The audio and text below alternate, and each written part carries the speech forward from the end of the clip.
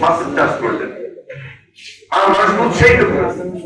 খালের দুই পাড়ে ফল গাছ, ঔষধি গাছ, সবার একটা বৃক্ষরোপণ মাধ্যমে এই যে গ্রামের সঙ্গে সম্পৃক্ত গ্রামের উন্নয়ন করা, গ্রামের অর্থনীতিকে চাঙ্গা করা, সেই দিকে একটার সঙ্গে আরেকটা এতভাবে সম্পৃক্ত সেখানে পরিবেশ উন্নয়ন, ভূগর্ভস্থ পানি লেয়ার কমে যাবে সেই চিন্তা তিনি বহুত আগে করেছেন যে না, একটা সারফেস ওয়াটার, ভূপৃষ্ঠের পানি যেন ধরে রাখা যায়, সেই পানিতে যেন মাছের চাষ করা যায়, সেই পানি দিয়ে যেন খেতে দেওয়া যায়, জমিটা যেন উর্বর হয়, উৎপাদন হয়, সেই দিকে তিনি নজর দিয়েছেন। এবং এই খালখল করতে গিয়ে একদিকে স্বেচ্ছাশ্রম, আরেকদিকে কর্মসংস্থানের চিন্তা করেছিলেন। গ্রামের অর্থনীতি তো বললেই শুধু চাঙ্গা হয় না, এটাকে এমন ভাবে মেকানিজম তৈরি করে